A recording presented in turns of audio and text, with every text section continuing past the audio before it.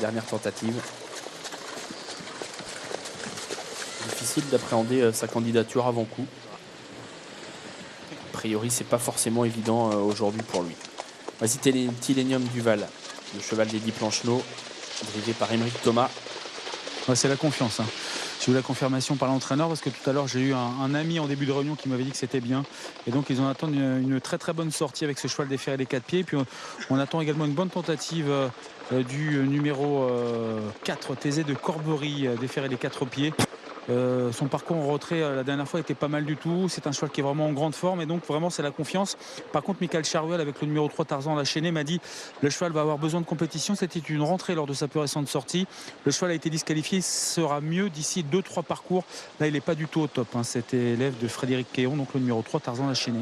Bien noté Stéphane, on a aperçu on l'a vu même, le favori s'échauffer, Texas au fort avec d'autres chevaux. Ça se passait bien, visiblement, pour Texas au fort qui a bien accéléré sur 200-300 mètres. Et à son intérieur, il y avait Saint-Malo Roche. C'est une rentrée.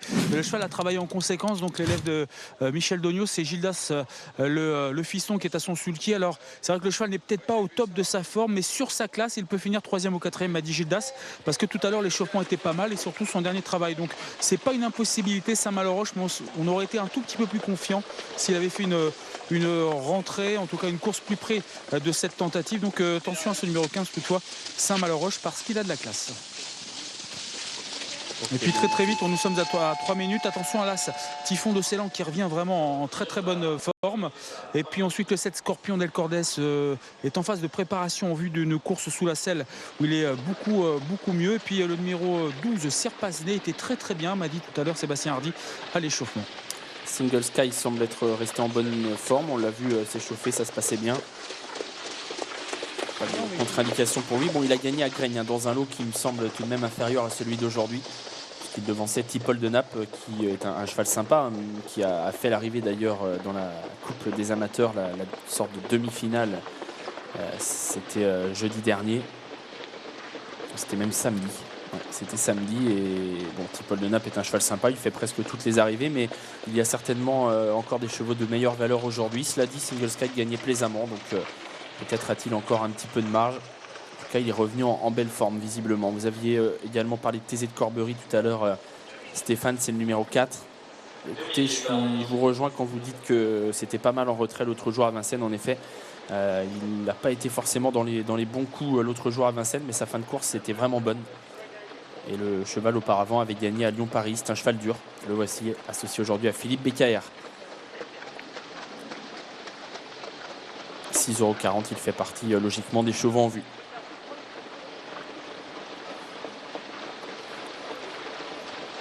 Allez, on se rassemble gentiment.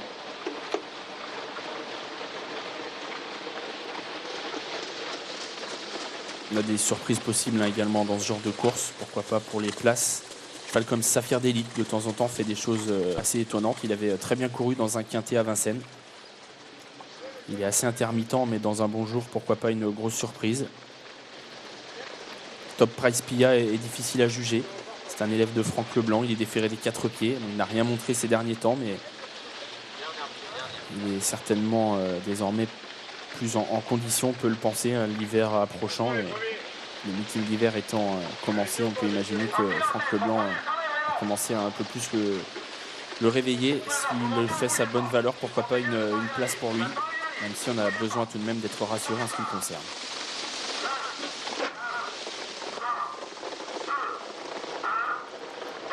Allez, c'est parti pour le 3e rendez-vous. Un bon départ à l'extérieur de Typhon de Ceylan. Bon départ de Texas au fort, le favori. Single Sky hésite dans la partie qui descend un petit peu. Après le départ, Single Sky a été remis. Non, il est au galop. Ah, on va perdre, j'ai l'impression, l'un des favoris. Single Sky qui a perdu beaucoup de terrain. Bon, il a été remis, mais il se retrouve loin. Faute de Snake Perrine également, qui a perdu beaucoup de terrain lui aussi. Faute aussi pour le 5 Ténor de Melleray en début de parcours. Voilà pour les chevaux attardés. Et on revient en tête de course avec Typhon de Ceylan, là, ce qui a l'avantage. Texas au fort qui est là. Et puis voilà une fusée là qui pointe, c'est Thésée de Corbery, un cheval qui est dur, qui aime bien aller devant et qui est lancé dans le premier tournant par Philippe Becaer. On a disqualifié le 5, on a disqualifié le 9 et ce n'est pas fini pour Single Sky qui a pu être remis, qui a eu chaud mais qui est toujours en course. Il est dernier mais toujours en course. Pendant ce temps, Thésée de Corbery s'est installé aux commandes, c'est le numéro 4 en 2e position. Là c'est au galop, Typhon de Ceylan alors qu'il essayait de garder le contact avec TZ de Corbery. L'As au galop et se retire de la course. C'est fini pour l'As qui laisse la deuxième place à Texas au Fort qui va trouver là un bon dos a priori, celui de TZ de Corbery. Avec en bonne place également, non loin, la présence de Sir Paznet qui porte le numéro 12 aujourd'hui. Saint-Malo Rush le 15 et 4e. Avec un petit peu plus loin Speed Denoé, Top Price Pia qui fait partie des chevaux qui sont plutôt aux avant-postes, même s'ils patientent. Scorpion del Cordes également est là, le numéro 7. On va pas très vite pour l'instant avec TZ de Corbery qui peut contrôler la course, même si dans son dos il a le grand favori de l'épreuve, Texas au Fort. Troisième ligne formée pour l'instant par le 12 Sir Paznet qui est seul en troisième position, puisque le premier cheval qui vient en deuxième épaisseur, c'est Saint-Malo Rush et il vient quasiment aux côtés désormais de Scorpion del Cordes. Sébastien Arnaud tente quelque chose. C'est vrai que son cheval avait fait une grosse faute en début de parcours et s'il veut avoir une chance de bien figurer, eh bien, il doit tenter quelque chose. Donc il accélère aux tribunes avec Single Sky, ce qui est plutôt bien vu puisque l'allure est pour l'instant assez réduite. Les tribunes. TZ de Corbery qui contrôle et ce depuis un moment maintenant. Texas au Fort dans son dos. Sir Paznet troisième, couvert désormais, rejoint en tout cas par Single Sky le numéro 8 qui est venu sans faire vraiment le forcing. Voilà Saphir d'Élite qui va certainement donner une impulsion supplémentaire à la course. Saphir d'Élite qui aime bien partir de loin et qui vient très violemment désormais pour rejoindre TZ de Corbery. TZ de Corbery rejoint par Saphir d'Élite. Il reste 1 km à parcourir. On n'est pas allé vite jusque-là. On va certainement désormais lancer la course avec Texas au Fort qui est troisième, Single Sky quatrième, Sir Paznet venant ensuite avec Saint-Malo Rush, Top Price Pia et Scorpion del Cordes. On aborde la ligne d'en face pour la dernière fois. TZ de Corbery qui contrôle toujours. Saphir d'Élite qui est venu à sa hauteur sur une belle accélération. Texas au Fort toujours idéalement placé alors que Top Price Pia, le numéro 11, est au galop. Mi-ligne d'en face, TZ de Corbery attaqué désormais par Saphir d'Élite qui lui met vraiment la pression. Bataille dans la ligne d'en face là, entre TZ de Corbery et Saphir d'Élite qui se fait très pressant désormais. Saphir d'Élite qui tente de prendre de vitesse. TZ de Corbery qui lui répond pour l'instant le long de la corde en troisième position. Texas au Fort se laisse emmener avec Single Sky qui est quatrième. On est dans le dernier tournant, rien n'est fait. TZ de Corbery qui a pu conserver la corde, qui va tenter de repartir. Saphir d'Élite qui reste à sa hauteur. Texas au Fort qui commence à être sollicité. Single Sky vient en quatrième position devant Saint-Malo Rush. Ouais, TZ de Corbery qui tente de se sauver désormais, même si Philippe Becker doit être prudent. TZ de Corbery qui a pris 2 longueurs à Texas au Fort qui va tenter de revenir le chercher. Single Sky est en troisième position devant Saphir d'Élite. TZ de Corbery devant Texas au Fort qui tente toujours de venir menacer le leader. Texas au Fort avec TZ de Corbery qui tente de repartir. Texas au Fort sur une pointe qui vient chercher TZ de Corbery qui tente de repartir. TZ de Corbery, Texas au Fort, Texas au Fort, TZ de Corbery, TZ de Corbery, Texas au Fort. C'est très disputé jusqu'au bout, mais le favori vient s'imposer sur le poteau. Texas au Fort tout à la fin donc qui s'impose. TZ de Corbery est deuxième, Single Sky troisième et Saint-Malo Rush quatrième. Oh, belle passe d'armes dans la ligne droite de cette troisième course entre le 4 TZ de Corbery qui malheureusement n'a pas réussi à remporter cette course. C'est Texas au Fort, le 6 qui s'impose. Le 6 s'impose devant le numéro 4, donc TZ de Corbery qui a été lancé dans le dernier tournant par Philippe Beckert. La troisième place pour le numéro 8, Single Sky, qui n'a pas été disqualifié dans la phase initiale et qui va prendre la troisième place au dépend du numéro 15, Saint-Malo Rush, qui a bien fini à la quatrième place. Donc 6, 4, 8 et 15 pour l'arrivée de la troisième. C'est le 14 Tillenium Duval qui se classe 5e. TZ de Corbery qui a tenté de se sauver dans le tournant final.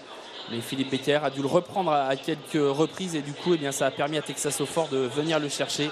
C'est la pleine forme pour Texas au Fort qui devance donc de peu TZ de Corbery. Les favoris qui se comportent bien dans ce troisième rendez-vous, Bruno.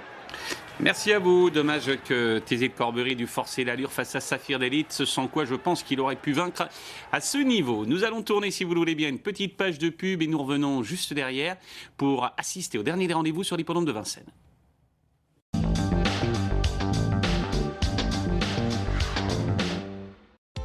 Découvrez l'application mobile Turfomania et gagnez plus souvent aux courses. Retrouvez sur votre mobile tout le programme des courses, les cotes en direct, l'accès premium, les pronostics gratuits, les arrivées et les rapports. N'importe où, n'importe quand. Turfomania, l'appli Turf numéro 1 sur mobile. Disponible dès maintenant sur iPhone et Android.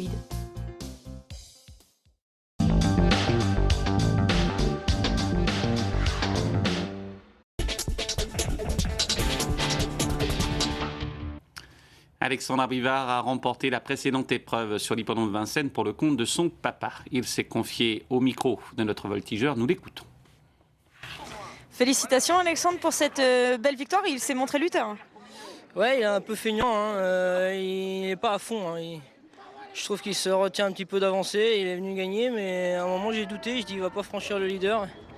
Non, c'est pas un mauvais cheval hein, parce qu'il avait été arrêté, castré. En dernier lieu, j'ai fait une course de rentrée, mais il était parti au galop, 5e. Donc là, c'était une belle course pour lui. Non, c'est pas mal, mais il peut mieux faire.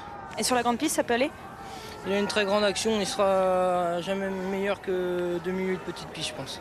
Vous avez encore un partant dans la dernière. Est-ce que vous pouvez orienter les parieurs? J'ai fait le 8. C'est un poulain qui a l'air très gentil. Son entraîneur m'a dit qu'il fallait être assez vigilant quand même. Mais on va lui apprendre à courir. On va essayer de prendre un lot. Merci Alexandre, bravo.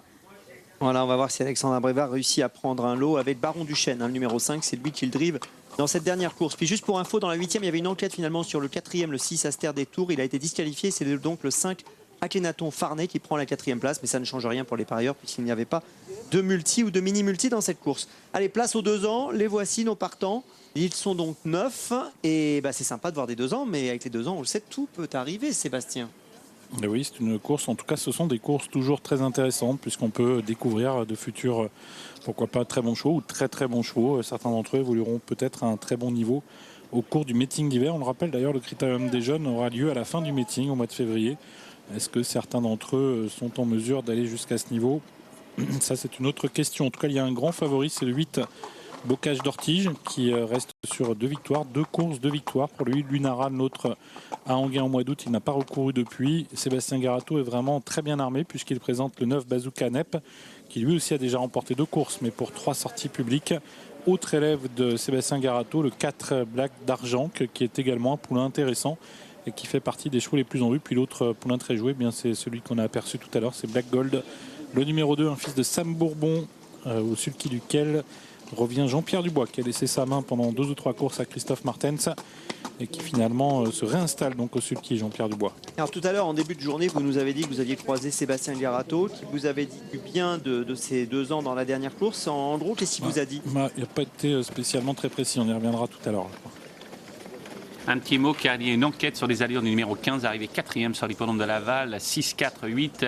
Enquête sur les allures du 15 et le 10 vient ensuite.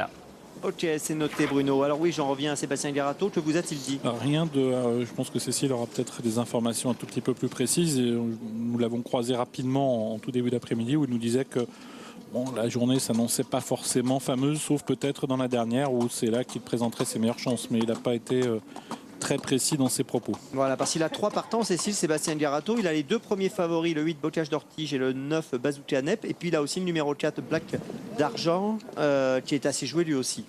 Oui, effectivement, j'ai vu ça comme vous. Donc je vais aller le voir Sébastien Garato. Seulement 3 partants dans une course, ça demande pas mal de travail pour un entraîneur. Donc je le laisse faire. Là, je le laisse. Il y a déjà un cheval qui est rentré en piste. Et vous savez, d'Éric Raffin. Cécile, vous savez la question que j'aimerais que vous lui posiez, si je peux me permettre? Non. C'est s'il peut faire le trio. Ah bah écoutez. Voilà. Ils sont très pertinents, je vous félicite. Merci. Il reste deux de ses pensionnaires à rentrer sur la piste. Alors on a une course de ref en attendant, on va la regarder avec Sébastien. Course de ref. Ça concerne Bocage d'Ortige, le favori que l'on retrouve à Anguin le 11 août dernier. Ce jour-là, il remportait une nouvelle course après avoir débuté victorieusement sur l'hippodrome de Rannes au tout début du mois d'août. Et on voit que c'est un poulain qui a beaucoup de qualité. Il se détachait très facilement dans la phase finale. Il laissait sur place un certain Bud Parker, Bingo Star, des poulains qui n'ont pas forcément confirmé derrière. Je ne sais pas si le lot était vraiment de tout premier plan ce jour-là. En tout cas, la manière était là. On sent un poulain qui a des moyens, pas spécialement encore très très précoce, mais il s'imposait dans un style intéressant. On va le retrouver aujourd'hui avec beaucoup d'attention. Est-il capable de demeurer invaincu? Certainement, d'autant qu'on sait que Sébastien Garato est un homme qui... surtout avec les jeunes chevaux, il n'y a pas vraiment de rentrée. Le cheval doit vraiment être affûté. Alors une autre course de ref en attendant, Cécile. On n'a pas le temps. Alors, je suis avec Sébastien Garato. Voilà. Laurent Brunto trépigne d'impatience. Sébastien Garato. Alors ça y est, je suis avec vous, Seb. On va pouvoir répondre à ces questions. On va parler déjà du favori, c'est le numéro 8, c'est Bocage d'Ortige. Favori certes, mais c'est une rentrée pour lui aujourd'hui. Oui, mais il a travaillé quand même régulièrement, il va être assez près, le 8 était bon. On l'avait amené à Vincennes il y a 8 jours, donc voilà, il est pas mal en principe. En tout cas, il est compétitif pour sa reprise en compétition. Ouais, c'est un poulain qui trotte, il avait bien gagné en gain quand même, donc c'est pas mal. C'est un poulain qui tient en plus, qui a l'air de la tenue. On s'intéresse au numéro 9, Bazooka Nep. Lui aussi reste sur 2 victoires, alors lui a enchaîné la compétition. Ouais, c'est un cheval compliqué quand même, malgré qu'il ne soit jamais distancé en course. C'est un cheval un peu compliqué d'allure. Voilà. Mais il peut être placé, il peut gagner aussi, mais on a plus confiance à Bocage. Et en ce qui concerne le numéro 4, votre troisième représentant, c'est Black d'Argent. Ouais, c'est un petit prince d'espace qui est généreux, qui gagne rarement, mais c'est un cheval assez sérieux. Donc voilà, il peut accrocher une bonne place. Et puis il suit à peu près tous les trains, donc c'est pas mal. Alors pour répondre à la super question de Laurent Brunto, vous pouvez faire le trio. Non, il y a Jean-Pierre Dubois, Jean-Pierre il s'en occupe, là ça fait 2-3 weeks qu'il fait avec son cheval, donc à mon avis il a dû s'en occuper quand même. Donc on va voir, on va essayer d'être au moins dans les 3 premiers avec un des 3. Et vous êtes le plus confiant avec donc le numéro 8, Bocage d'Ortige, c'est le favori logique sur vos 3 représentants? C'est le meilleur des 3 à la maison, mais après on verra en piste tout à l'heure. Merci pour le débrief Sébastien. Voilà, toujours très précis Sébastien Garato. Et il a mis l'accent sur quelque chose d'important et on allait en parler juste après, c'est le fait que Jean-Pierre Dubois en effet a l'air vraiment de s'affairer beaucoup autour de Black Gold. On l'a vu prendre un bon canter derrière l'Autostar et on sent que Jean-Pierre Dubois là a vraiment... S'il ne fait pas l'arrivée aujourd'hui, il ne la fera jamais. Voilà, on sent que c'est vraiment le jour où il faut que le poulain montre ce qu'il est capable de faire. Bon, le 2 Black Gold avec les 3 Garato, c'est peut-être là que c'est peut-être avec ces 4 concurrents qu'on aura le trio de la course. Bon, en même temps, ce sont les 4 favoris, donc on n'a pas inventé grand-chose, alors que le départ est prévu dans 3 minutes. On a vu le 1 au galop, Baggio du Châtelet il y a quelques instants. Bruno, vous voulez intervenir? Oui, juste pour vous dire que le 15 a été disqualifié à Laval, malheureusement pour ses preneurs, et que l'arrivée devient 6, 4, 8, 10 et 14. Ok, c'est noté. Donc 6, 4, 8 et 10. Pour revenir au représentant de Sébastien Garato, tout à l'heure, Black d'Argent qui a effectué vraiment un très bon hit. C'est le 4. Ouais, il a vraiment été très très souple, très délié et on sent quand même un poulain en effet capable de réaliser une belle performance aujourd'hui. Bon alors, la course ne se résume pas quand même à un simple match entre les 3 Garato et Jean-Pierre Dubois. Il y a d'autres partants dans la course. Mais en même temps, les autres partants, ils ne sont pas très joués, Sébastien. On a vu Baggio du Châtelet tout à l'heure au galop au canter, donc ce qui n'était pas bon signe, d'autant que c'est un poulain qui reste assez compliqué. C'est le 1, il nous a fait un peu peur en effet. On a Blue Star Dream, le numéro 3, qui a l'air d'être un poulain honnête, mais peut-être encore un peu juste pour affronter ses adversaires du jour. On va dire, voilà, comme vous l'avez dit, il est honnête, quoi. Il fait ses courses. Baron du Chêne, difficile à situer encore pour le moment. Le jour de ses débuts, il est parti au galop et puis ensuite... il a effectué un parcours propre, alors il est encore difficile un peu à situer. Et Alexandre Brivard a dit une petite place. En gros, on a compris que ce serait une petite place, ce serait déjà une belle performance. Bikini également très difficile à situer puisque fautif lors de ses 2 premières courses. Si j'osais, je dirais que Bikini, il faut l'enlever. Je préfère celle-ci que Sébastien Garato. Ah oui, mais c'est pas la même chose. Non, c'est plus marrant. Tout à l'heure, je cherchais pas à vous faire rire. Je voulais une info. Vous étiez sérieux. J'étais très sérieux, mais moi, c'est ce qui m'intéresse. On peut faire le trio des 3 Garato. C'était ça la vraie question qui m'intéressait. Bikini, on peut l'enlever ou le mettre. Ouais, je l'enlèverai là. Je l'enlèverai, Bikini. Elle est pas mal celle-là. Je l'ai préparée depuis 13 heures quand même. Alors, je vous laisse continuer. Benoît Royal, le 7. Bon, difficile d'avoir une idée également. L'enlève aussi. De disqualification. On a 2-3 points d'interrogation sur des chevaux qu'on n'a pas trop vus encore, mais c'est vrai qu'avant le coup, quand on fait vraiment le tour de la question, on a quand même l'impression que les 3 élèves de Sébastien Garato et celui de Jean-Pierre Dubois, Black Gold, sont quand même les 4 poulains de la course. Donc on se dirige peut-être vers une arrivée de favoris. D'autant qu'au canter, on n'a pas eu de révélation. Là. Donc ça doit se jouer peut-être entre les numéros 8, 9, 2 et 4. Et forcément, je vous pose la question qui tue. Si vous deviez en garder 3, c'est-à-dire en éliminer un des 4, lequel vous enlevez? J'enlève pas Black Gold parce qu'il a effectué de bons canters. Donc c'est le 2, vous le gardez?